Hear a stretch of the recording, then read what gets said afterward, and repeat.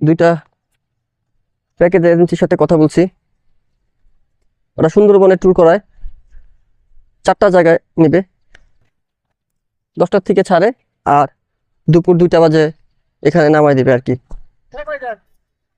আমি এই চ্যালেঞ্জটা গ্রহণ করতে চাচ্ছি, দেখি কি হয়। সুন্দরবন যার উদ্দেশ্যে রওনা দিয়েছি। আমার অলরেডি অনেক লেট হয়ে গেছে, টিকিট কিনতে হবে, এখনো টিকিট কিনি নাই। দেখি এখনো টিকিট পাওয়া যায় কিনা, সেটাও একটা ব্যাপার। না এখন টিকিট পাবো কিনা, 10টা বাজার কথা, 10টা বাজে ছাড়ার কথা, এখন 10:15 বাজে, স্পটে এখনো যাইতে পারি নাই।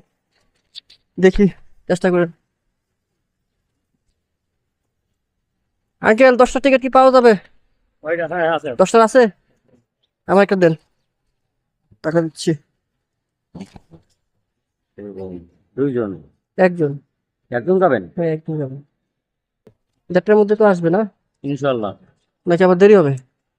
আমাদের দেরি হবে না, যদি আবার 4টায় গাড়ি তো কোনো সমস্যা না হয়, কোনো আমরা দিলে সমস্যা নাই, তারপরও আগে আমরা যাইতে পারবো জানি। টিকিট 350 টাকা, 4টা স্পট দেখাবে। আমি এই মুহূর্তে দাঁড়িয়ে আছি আলিপুরের সামনে, আলিপুর স্টেশন, এখানে নামাই দিচ্ছে অটোতে।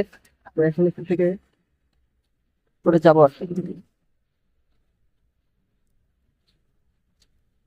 ট্রলারের জন্য অপেক্ষা করতেছি।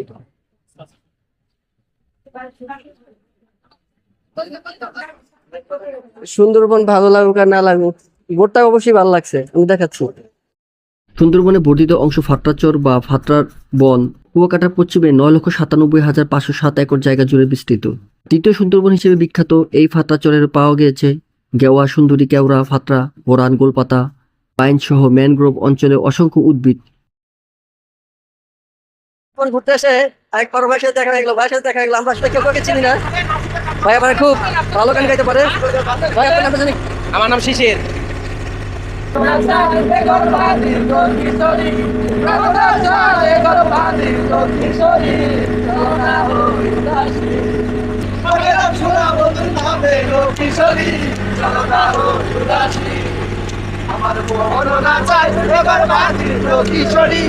এছাড়াও এই চরে রয়েছে সাপ ও গুইসাপের মতো বেশ কিছু সরীসৃপ প্রাণী। সুন্দরবনের মতো ফাত্রাচরও দিনে 2বার জোয়ার ভাটায় প্লাবিত হয়। ফাইনালি ফাত্রাচর চলে এসেছি, অনেক দিনের ইচ্ছা ছিল আসার জন্য।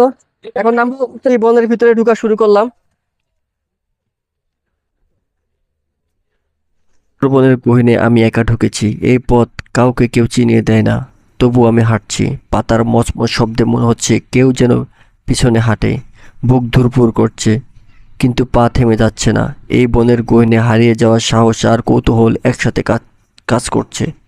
রক্ষীরা আমাকে বলেছিল এই রাস্তা শেষ হলে পাবেন একটা ভয়ঙ্কর সৌন্দর্য। সেটার অপেক্ষাই করতে লাগলাম আর হাঁটতে লাগলাম।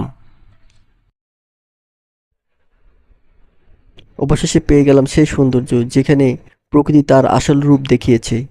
সূর্যের আলো সমুদ্র সৈকতে একাকার, আর ছোট ছোট কাঁকড়া বালিতে ছোটাছুটি করছে। প্রকৃতির এই অপূর্ব মেলবন্ধনে আমি যেন একাকার হয়ে গেছি, যেখানে এই মুহূর্ত সাগরের হাওয়া আর ঢেউয়ের মাঝে হারিয়ে গিয়েছি। সৌন্দর্যের মাঝে আমি নিজের অস্তিত্ব খুঁজে পেলাম।